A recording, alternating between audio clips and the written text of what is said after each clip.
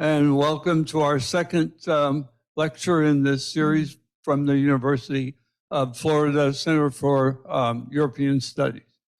Our subject today is going to be the role that science plays in Europe and the European Union, and particularly how science has served Europe well as it meets crises such as the COVID-19 situation. Our speaker is Sarah Agnelli. Sarah is an Italian, as you will soon notice. She grew up in Como, city of Como. You've heard of Lake Como in northern Italy, and she got her bachelor's and master's degrees at the University of Milano. Then she came to the University of Florida and received her PhD in classics in 2016, and she's been working in various spots in the university since then. She's just starting a new job now as Assistant Director for Graduate Engagement in the Center for University for Humanities and the Public Sphere at UF. Now, she's trained in the classics. All of her degrees are in the classics, but you know, that gives you a great window of opportunity to do so many things. And she's worked with collaboration. We're trying to bring together art and science. She just has some wonderful research experience, and I think you're really going to enjoy her talk today. She's been here before, so welcome, Sarah. Thank you so much. Thank you for the beautiful presentation. And thank you for this opportunity. I am very happy to be back. I was talking to Julianne before. I can't believe it has been already 3 years. So it was spring 2019 when I came here to talk about Leonardo da Vinci. And it's a pleasure to be back. So nice to see you all. Nice to see you people online too. And so today, when I was asked to give a presentation about Europe crisis, at first I wanted to talk about how science has always influenced the history of Europe, as Ron said. And not only did science shape some political and economic aspects of Europe, but it also determined many social and cultural factors. Science did contribute and still does in different degrees in forging a European identity based on shared historical links, ideas, and values. Even when Europe was not a political and economic entity yet, scientists were already seeing it as a unity. Let's see if I can actually, okay. There it is, yeah. And in this slide, I wanted to start, I chose to show Galileo work, Siderius Nuncius, the Starry Messenger. I don't know if you ever heard of his work. And he's arguably the most dramatic scientific book ever published. So Galileo improved what was the rudimentary spy glasses that appeared in Europe at the beginning of the 17th century. He brought it in Venice in 1608, and in the autumn of 1609, he used this new instrument, the telescope, to look at the sky, and he revealed astonishing sights. Mountains on the moon. It was the very first time that he drew mountains in the moon, fixed stars invisible to the naked eye, and individual stars in the Milky Way. And then it was also to draw and describe in this little work, written in Latin, by the way, so that other people in Europe could access it. He was able to describe 4 moons around the planet Jupiter. And these discoveries, as you well know, like changed the terms of the debate between geocentric and heliocentric cosmology. And this little work later on helped ensure the eventual acceptance of the Copernican planetary system. And I wanted to point this example because if, for example, if Galileo was not able to bring to Venice a discovery that was made elsewhere in North Europe, he would have never been able then to bring on these discoveries. So just to give you an idea how not only ideas, but also like instruments were traveling around Europe already like in the 17th century, but even before. This was just an example, and I will explain you why I chose this one today. Sorry. And at a moment when the identity of the European Union seems to be challenged at its very heart, especially after COVID, with COVID, it is important to reconsider, in my opinion, Europe's history and its institution from different perspectives. And in this regard, today I would like to reflect on a positive initiative that somehow has contributed in the past, but still does, to Europe's scientific input, which is the Erasmus program. And there are many reasons why I chose to talk about the Erasmus program today. First of all, this is the 35th year anniversary since it was established in 1987, and it has changed the lives of many European university students and now also like professors and workers since again, like 1987 for 35 years. Moreover, in 2022, the Erasmus Days will take place this week, actually starting tomorrow.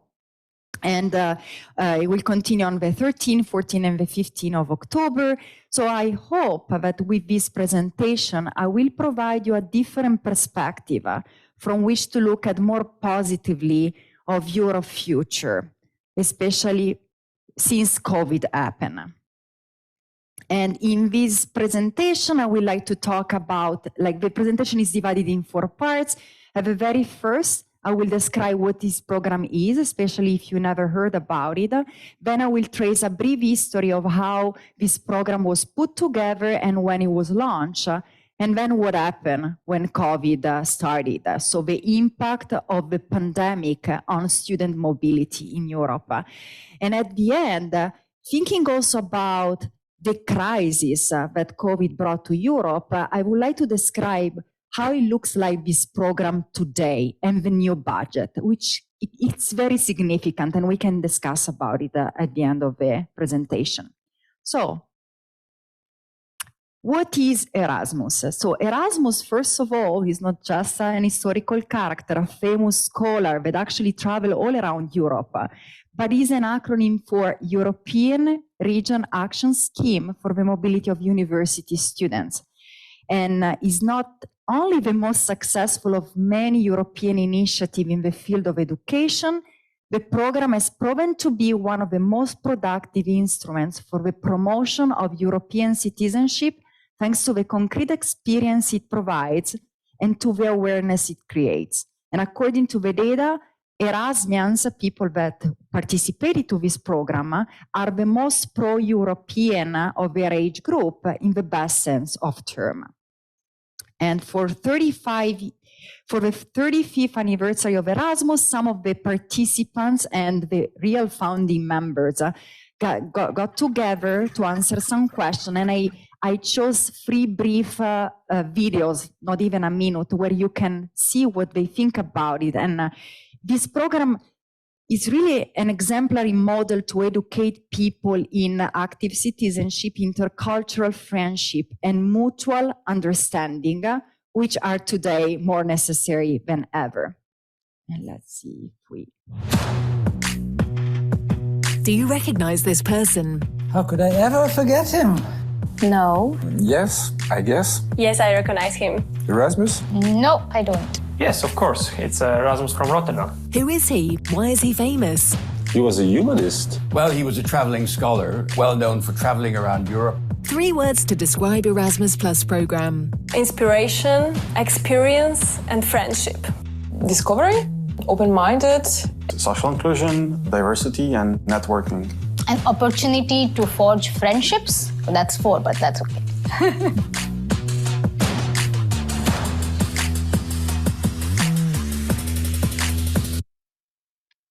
So in 2020, so the year when the COVID pandemic began, more than 126,000 organizations participated in this exchange, and almost more than 500,000, 640,000 people studied, trained, and volunteer abroad. This is according to the data, and I can provide all the sources that are all published by the European Commission. And for many European students, the Erasmus program is really the first time living and studying in another country. And the program fosters learning and understanding of the country where they stay. And the Erasmus experience is considered both a time for learning as well as a chance to socialize and experience a different culture. So really Erasmus brings people together. And some academics have speculated that former Erasmus students will prove to be a powerful force in creating a pan-European identity. According to this political scientist who published a work in 2005, Stephen Wolf, he argued, quote, "Give it 15, 20, 25 years, and Europe will be run by leaders with a completely different socialization from those of today," referring to the so-called Erasmus generation. And here I just provide some quotes. There is an initiative of alumni that participated to the program, and they all post different blogs and they talk about their experience. And so the term Erasmus generation describes young Europeans who participate in the Erasmus program and are assumed to support European integration more actively when compared with their elder generation, according to the data. And here, for example, like I chose Yannis from Greece, who went in exchange in Romania, Rares from Romania that went in Lavnia, or Alexandra that from Romania, she went to Portugal. And for this reason, actually became quite a sort of a cultural phenomenon. It became a subject of a movie from 2001, which is called Auberge Espagnole. And it seems that this movie actually is a French movie that is talk about the Erasmus experience. It's set in Barcelona. It came out in 2001. And it seems that this movie actually really influenced French students, and there was an increase in participation in the program. And I just wanted to quote like a passage from the movie where one of the protagonists, she's a French student who came to Barcelona to study, and she's talking to some local student who's from Barcelona, but also has his family is from Gambia. And Cecile, the French student, says, "It's contradictory to defend Catalan at the very moment we are creating a European Union." Again, this is a movie from 2001. And these students from Barcelona answer here, "I don't agree. First of all, because we are discussing identity. There's not one single valid identity, but many varied and perfectly compatible identities. It's a question of respect. For example, I have at least two identities, my Gambian identity, which I carry internally, and my Catalan identity. It's not contradictory to combine identity." And this, again, just a quote from a movie, but it kind of describes the experience that students are exposed to when they participate to the program. And the concept of pan-European identity was already being presented in the project of Sofia Corradi, who has been named as the Erasmus mother. And she was really one of the first who advocate for the creation of an exchange program between young people from all over Europe. And in her vision, such a program would have contributed to strengthening of Europe's unity and integrity. And there is a reason why actually Sofia Corradi was really advocating for such a program, because she had in the 60s, she had an experience abroad. She actually went to Columbia University in New York. And when she spent a semester there, she was in law school. But then when she came back, all her classes or the courses that she took and she passes were not considered, they were not acknowledged. And so that was the very first time that she started getting involved and understanding the importance of experience abroad, but also to be recognized, the work that a student does abroad when he or she comes back to his own university. So it's not someone that actually lived the experience and really wanted to make a change, also from an administrative perspective. And so the project was built really on shared principles like university autonomy, consideration of university as key players in intercultural relations, access to national and international education as a fundamental human right, unity of research and university teaching, and last but not least, of peace. So the overarching goal of this program was the promotion of peace among nations. And I will be back. It was launched in 1987. So it was even 2 years before the Berlin Walls fell. So the idea of peace was at the base of this program. And let me see here, sorry. And here there is another short video. Jean-Michel, 35 ans est une longue période. Pourquoi, selon vous, le programme Erasmus+ a toujours autant de succès? Alors, 35 ans, c'est une longue période, mais 1000 ans, c'est une période encore plus longue. Puisque Erasmus n'a rien d'exceptionnel, n'a rien de nouveau. Il renoue avec les traditions anciennes. Au Moyen-Âge, la communauté universitaire était déjà européenne. Il existait des liens très profonds entre Coimbra, la Sorbonne, Bologne, Oxford, Heidelberg. Les étudiants circulaient, les professeurs circulaient. Il y avait des diplômes communs et une langue commune qui était le latin. Donc c'est une vieille tradition, c'est Erasmus. Et c'est pour ça que ça a un succès. La deuxième raison, c'est que nous bâtissons l'Europe moderne et que cette Europe moderne ne peut pas être uniquement économique. Il y a une aspiration des citoyens, sur la base de valeurs communes, de partager leur culture. La culture, c'est à la fois l'expression d'un peuple, mais c'est aussi le fruit des échanges. Et tout ça nourrit, si vous voulez, le projet européen.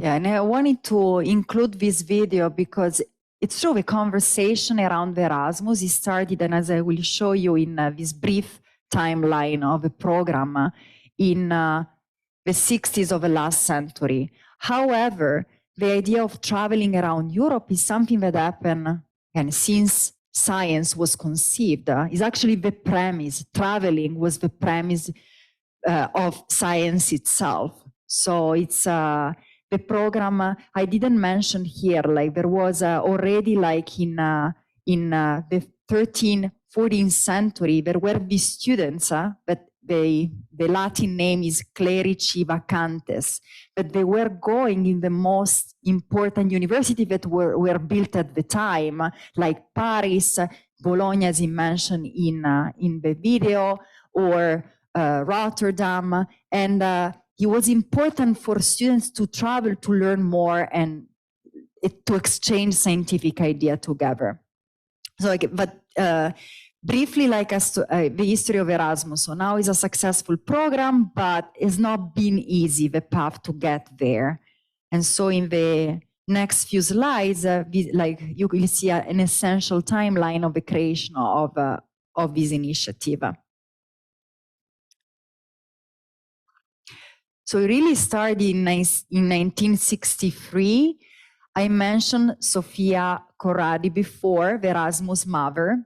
When she came back from New York, she wrote this very short treatise, this pamphlet titled Educating for Internationalization, where she advocated for an educational program.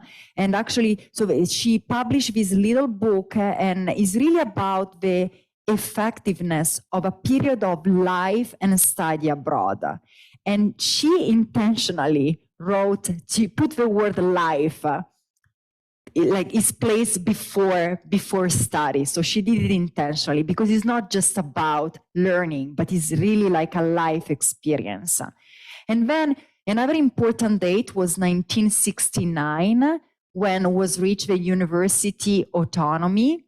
And on the basis of this principle, university autonomy, individual university acted as the motors of university international cooperation. So we're not like the countries, it was not the state, but were the universities that could decide about the program. And so imagining within this framework, a student could go to and ask to take part of her curriculum in a foreign university. Of course, the student had to talk with faculty beforehand. And then once the faculty approve, this equivalence, that was the term, right? Which became effective after the students came back and submit documentation acknowledging the studies carried out abroad and the examination the student has passed. So here, what is important concept that is still part of nowadays program is university autonomy, equivalence in the sense of recognition. But this is something that Sofia Corradi struggled with when she came back from Colombia. And again, these are still essential features of the Erasmus program. Then in 1971, 1973 was the very first time that was asked to, in this case, to the former Belgian minister, Henri Jean, to conduct research in possible areas for future action programs in the field of education by the community. So the European Commission understood that in terms of education, they had to be together and they start like thinking a united program. And because of this report, in 1976, the European community decided to actively engage in the field of education after the results of the report. And in the 10 years between the 1976 and 1986, a program called Joint Study Programs was realized, and it was the very first time when university, for example, some university in France with some university in Italy, some university in Germany and in England, they were trying to start this agreement and exchange students. But it was there were some examples, actually, I think they were able to create 500 programs, but that was kind of a foundation of what then we will become the Erasmus program. So in those 10 years, 1976, 1986, 500 programs were funded, and they actually cover a range of different range of academic programs. So there were students that were studying architecture in France, that they could go to a school of architecture in Germany, but also people that were studying languages or law or engineering. So it was really like a premise for the future program of Erasmus. And thanks to these 10 years, the European Commission was then able in 1986 to submit a proposal for the Erasmus program. That was at the beginning of the year. At the end of the year, after many meetings, they were able to reach a decision, and the program would have become vital in at the beginning of the next academic year. And so in June 15, the program was ratified. And again, like he started with the academic year 1988, 1988. And during this very first year, only 3,000 students went abroad. And he actually include only 11 countries in Europe, mostly from Western Europe. Among them, Belgium, Denmark, Germany, Greece, France, Ireland, Italy, Netherlands, Portugal. And now, from those 3,000 students, in 2021, 12 million, we reached 12 million people that they go abroad, they direct participate to the program. So it really impact the life of many people, and now not only students, and I will explain it later.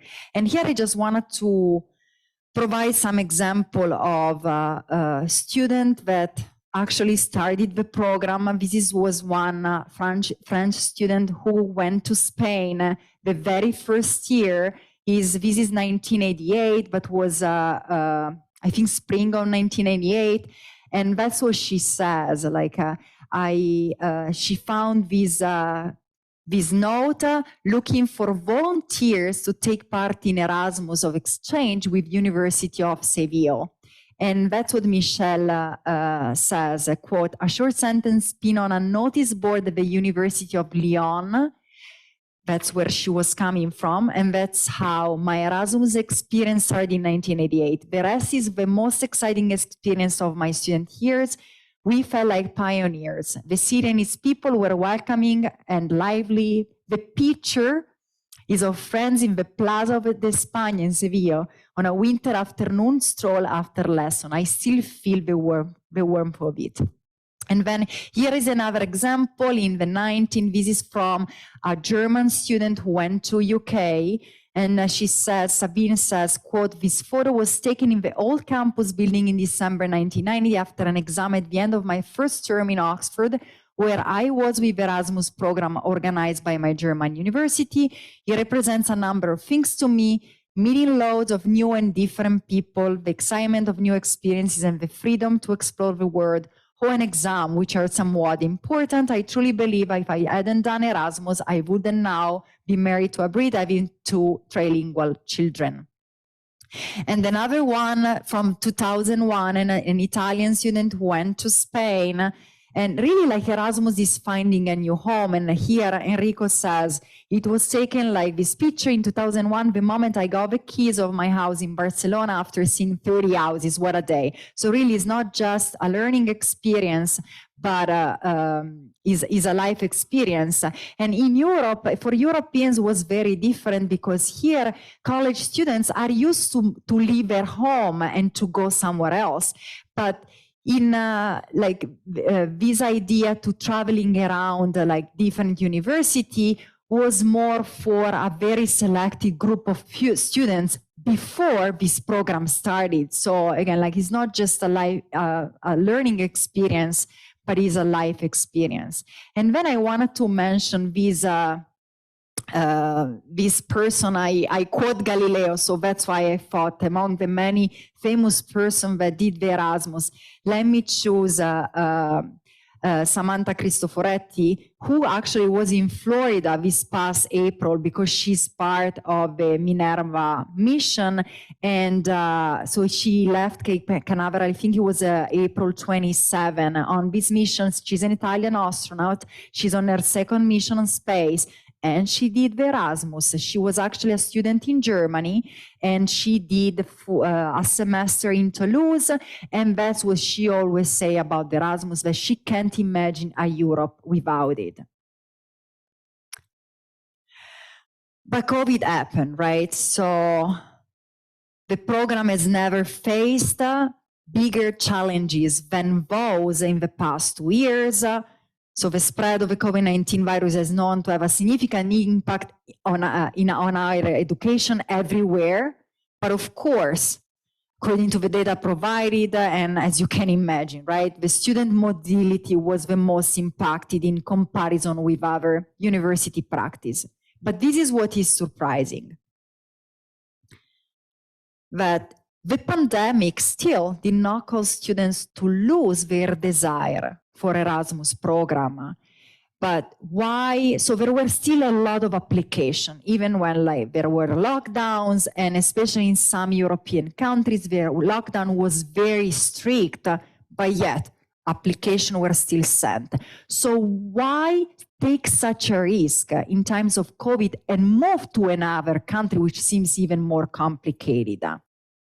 And so they did again, I can provide all the sources, but there were survey and studies taken during that year. They were just published at the end of the last year. And according to the data, regardless of the study modality offered by the university of exchange destination. And what I mean is students knew that if they were moving to another country, they were taking classes online in that other country. So why even going there, right? But 80% of the students that applied to the Erasmus program in 2020 and 2021 decided to do it on site instead of online. So there were just a small percentage that decided to stay home, and the rest of the people that were selected decided to go to the university that they chose. And there were many reasons. Some people was really the last semester that they could do with Erasmus, so they felt the urgency to do it anyway, because otherwise they were missing out. And some others, like said that they were thinking like they felt better off than at home. And that happened especially like in some countries in Southern Europe, as in Italy and in Spain, but they rather went to Northern European countries where the restrictions were less, where the lockdown was less strict. And, but so other reason like is, so this idea to escape somehow like the COVID situation with all the, or considering like the health emergency, so was quite a risk, but they all had this desire to acquire personal development and growth.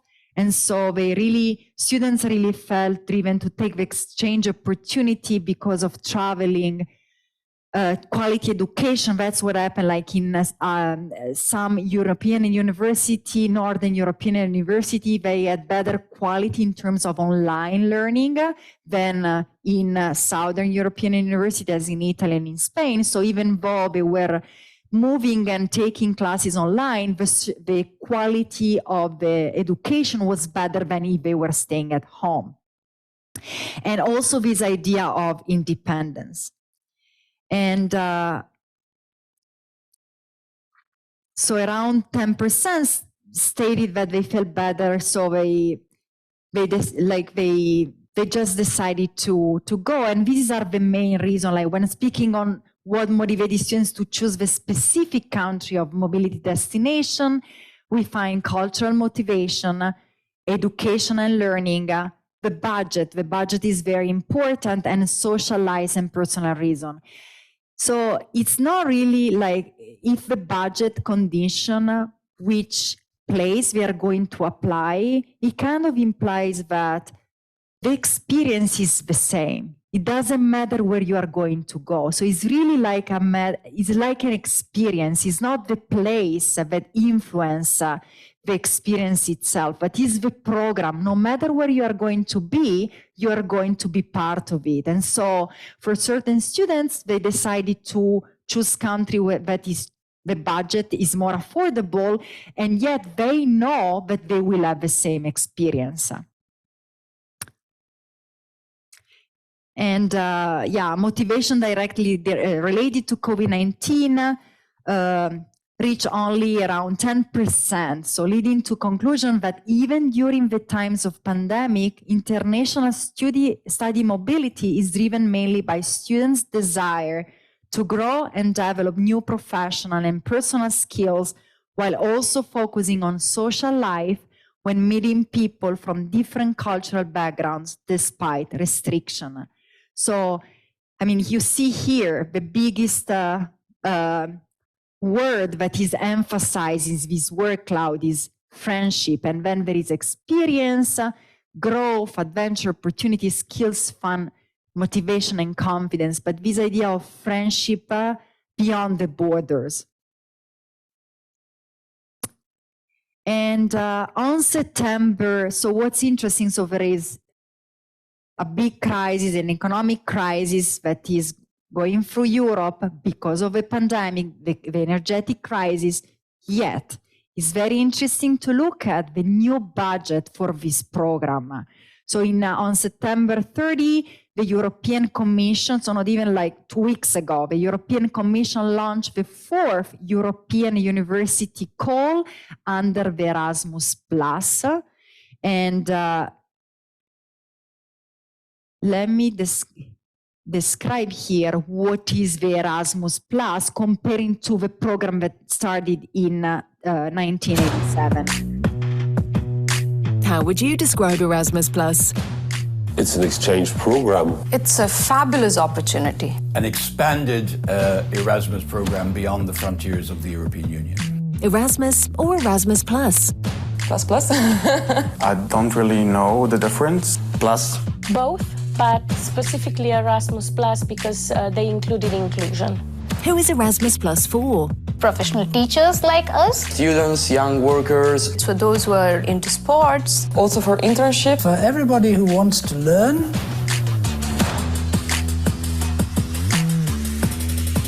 So it really started as a student mobility program, but now is a program that supports not only education, but also training, sport, youth and sport in Europe. And the European Commission decided to renew the Erasmus program for the 2021-2027 period, and it has an estimated budget of 26.2 billion. And this is nearly the double of funding compared to the previous period 2014-2020. So, and again, I don't want to just emphasize the number, but it's interesting to see that even in times of crises, even with the COVID and the impact the COVID had on student mobility and on this kind of program, yet the Europe decided to give more budget. So it means that he really believes, the European Commission really believes in this program. And not only so and the budget so not only has increased, but with Erasmus Plus, so this new extension of the original program that was effective since 2014, the operational field of exchange has been extended to include other areas of human experience, such as voluntary service, and also institutions that are not located in the European Union states. And also, what is very interesting is that this, the Erasmus Plus programs aims to help generation of Europeans to become active citizens with the skills, knowledge, and experience to tackle the challenges facing our society, both now and in the years to come. So the program directly related to what are the priorities of the Europe's challenge to 2019-2024. And I'm talking about the climate change, rising of unemployment, economic and post-conflict migration, digitalization, globalization, physical inactivity, and the multilingual structure of Europe united by diverse nations. And recent studies have shown that the Erasmus actually enhance students' quality of life and also career prospects. So both during their course abroad, but also long after it finishes. And the program has been shown to drive innovation and social inclusion in higher education. And furthermore, it helps students discover what they wanted to do after their studies. And it seems that they make better choice in terms of career. And greater importance, as I mentioned before, is so this is like the priorities, so the European Commission priorities 2019-2024. And if you go and look into the European Plus program, the Erasmus Plus program, it directly reflects these priorities. And so in conclusion, like greater importance should be given to education, since that is education is the real engine for social change. And young people are aware of the many challenges that Europe is facing today, and climate change, pollution, overconsumption, inequality. And here, like you have the list, right, of the priorities. And in this regard, education can play a crucial role in effectively addressing all these problems. And at the same time, extensive dialogue and intensive exchange between citizens of different countries are also important factors to overcome these challenges. Therefore, Europe should better connect with different educational systems, encourage people to study abroad, and provide funding and information to all young people to enable them to participate in exchange of the program. And I would like to conclude with this quote from another alumna who did the Erasmus from Italy, did the Erasmus, she did the Erasmus in Germany. And she says, once an Erasmus, always Erasmus. So it seems yesterday that I left the comfort zone and I met new amazing friends with awesome different culture. It was the best year of my life. The foreign concept disappears totally when you are abroad. Everything has another point of view. You gain new friends, a new taste of music. You try different food, new challenges. You fall in love, and road trips in free time are the best way to discover. Things will never be the same. Once Erasmus, always Erasmus. Okay. And actually, I was one of them too. So I just would like to share. Last night, I was trying to find a picture of myself 15 years ago during the Erasmus, and everything that I told about the experience, I myself did. So anyway, thank you so much. And let's see if you have any question. Thank you. Thank you, Sarah. This was terrific. Thank you. Okay. It was fun, huh? Yeah, and it's a picture of Europe that I don't think we'd seen before. And again, like when I thought about, I wanted to talk about science. I talked about Leonardo before. I was thinking about talking about Galileo, but then I thought, why? Let's talk about an initiative that is happening now that students were so, I mean, if you just Google COVID-19 Erasmus, all these blogs of students that were so worried to miss out. And I think the budget speaks clear that this is a program that Europe wants to support.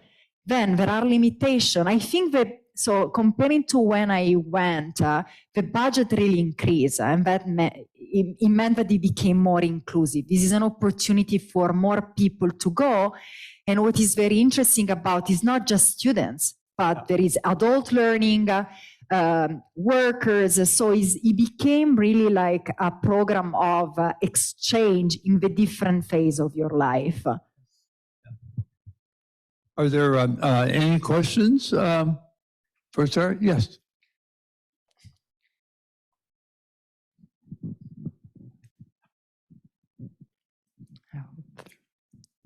Hi.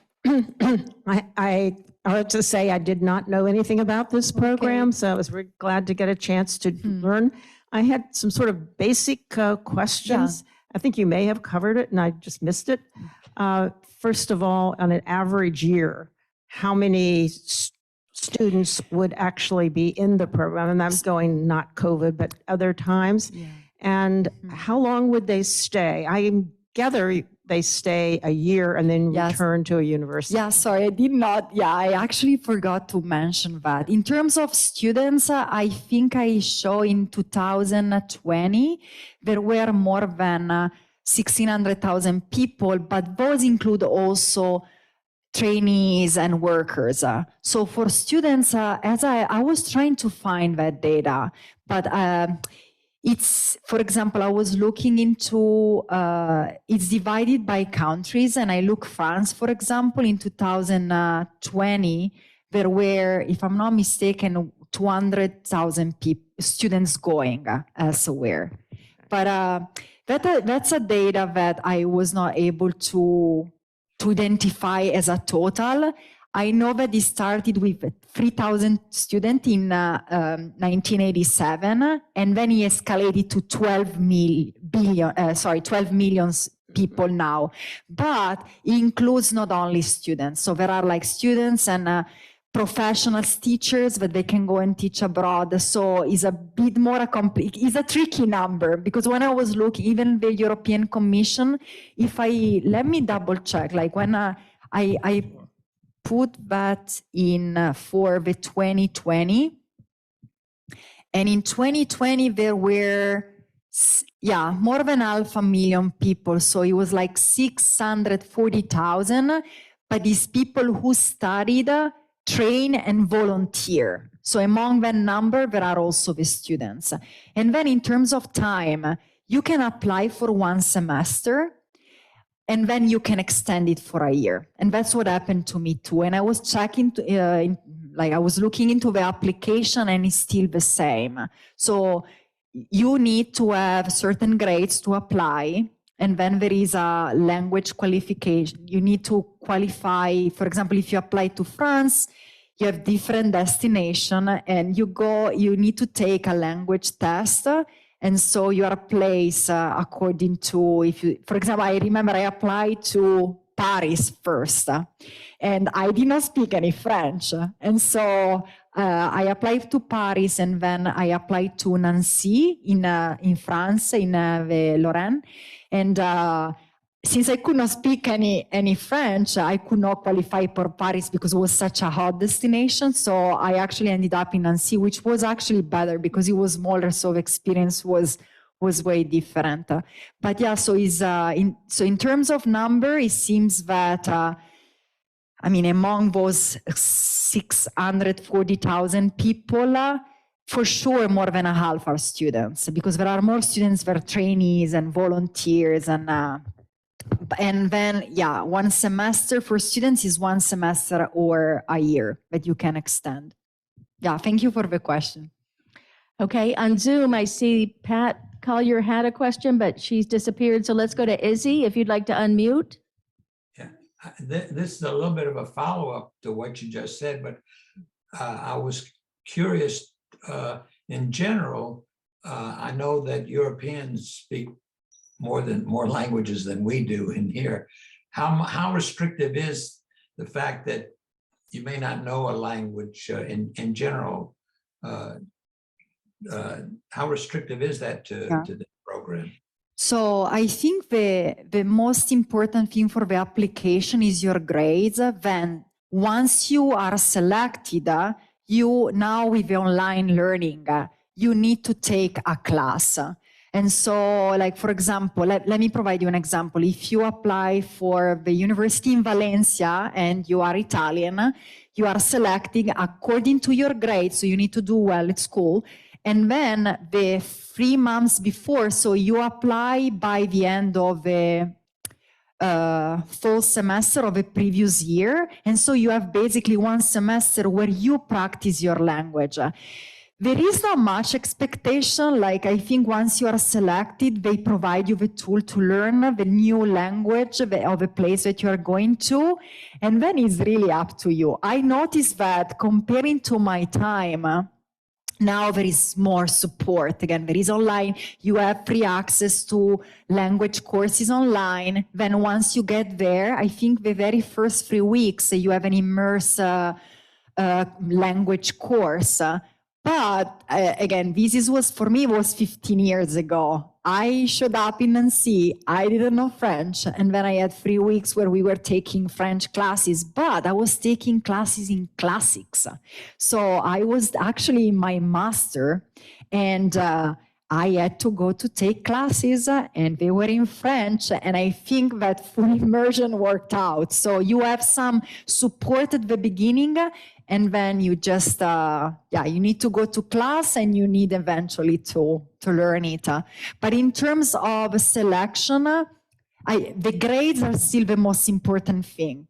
And then they provide you the tool. Then also you take a test of the language, as it happened to me. So it seems that you, as I mentioned, like Paris was, as Madrid were the most famous destination at the time. And so if more people were applying to the same destination, the ones that were speaking already the language were taking those places. But then it was like, it was more like a matter of placement, but not really of being selected in the programs. And I believe it's still the same because I saw all this language support online. It really changed a lot. They are so organized now. You have even like a Erasmus student card, so you don't really have to go there with documentation anymore. I remember I arrived in Nancy with all this paperwork, printed out. Now you have this card, it's all digital. Everything is way easier than when I went. And because of the online learning, you can prep to kind of like accustom with the language the semester before you leave.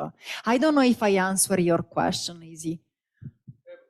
Yeah. Okay, Thank question you. in the Oak Room? Yeah. Can you tell us how much of the cost of the program is paid for by the individual So student? No, thank you for the question. It really depends. There are all the information in the application portfolio.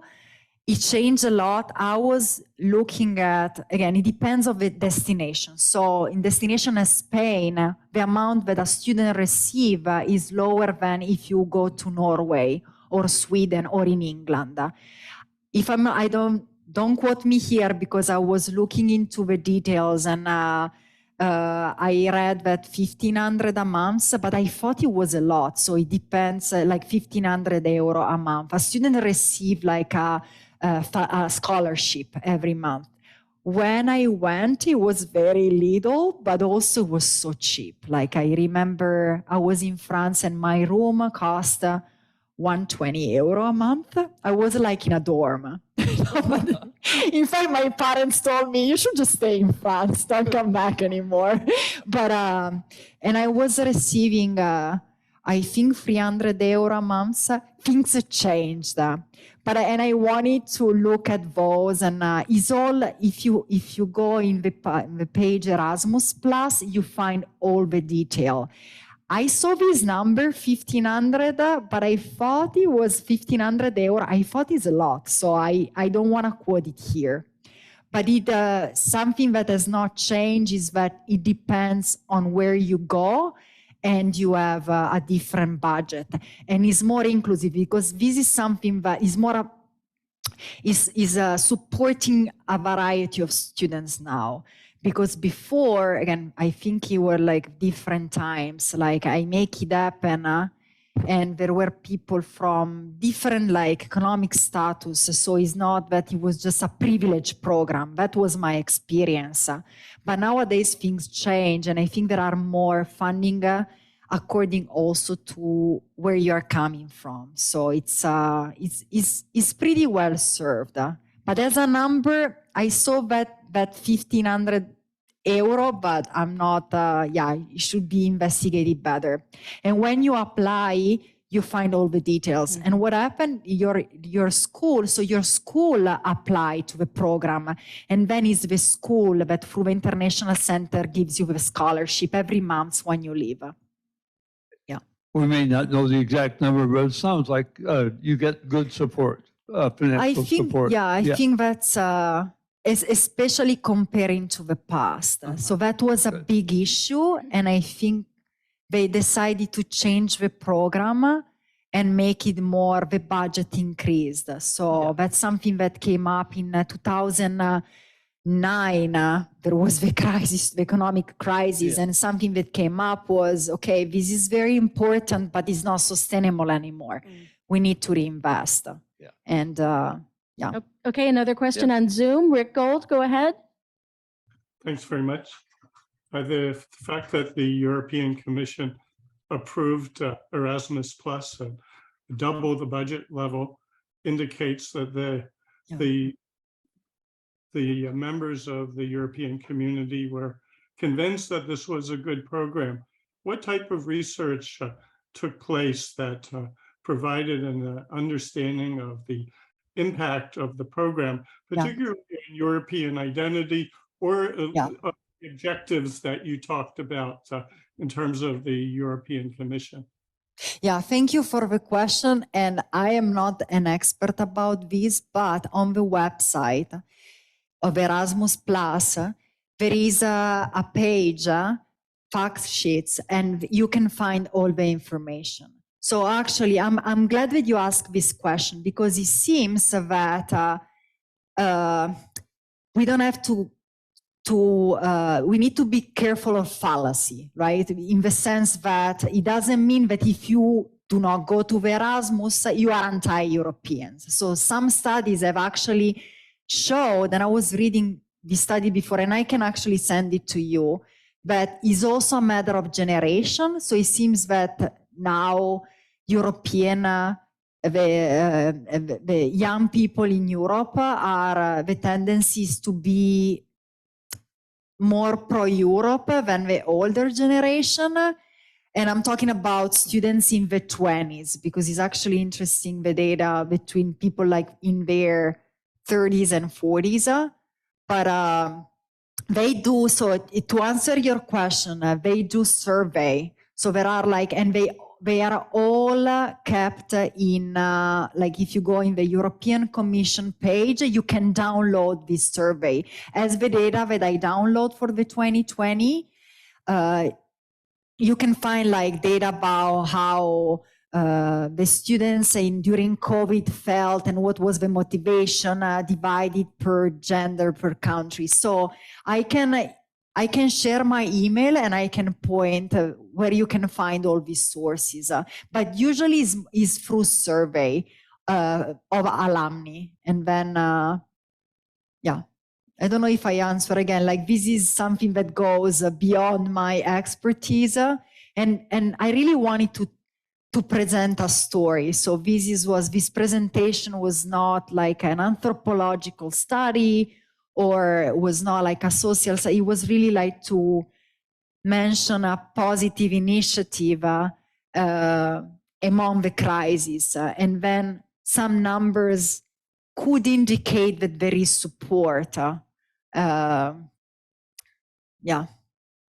I don't know, Rick, if I help you. Yeah. I did not really answer your question, but everything is published there, and there are a lot of articles. So when I was preparing this talk, something that I wanted to avoid was to create this polarization. Oh, if you went to Erasmus, you are pro-Europe. If you're a student that did not, then you are kind of left out. No, this is really like a story, is something and is an initiative that has been happening for 35 years. And I think he has a positive effect. And because people, when students move, young people move, even for students that did not leave their own university, they interact. So it's just something that they bring with them. And that's why it's difficult, in my opinion, it's difficult to collect the data because you can ask alumni, but what about the students that actually stay at the university and they met the Erasmus people? They interacted too. It's like they had an Erasmus at home, and this is a big reality. But it seems that these people are kind of left out from the data. And so, yeah, so that's my impression. Don't quote me as an expert, but this is question that I had in mind, and I'm not sure. And it looks like that in the European Commission, everything, all the survey target people that attended the Erasmus. But this is just part of the story, because when you move, you interact with, I don't know, like you go to buy bread and you talk, like you're a French person and you are in Spain and you interact with a local business, right? So it's very, I think it's difficult to quantify this. And the data seems that they left out this part of reality. Yeah.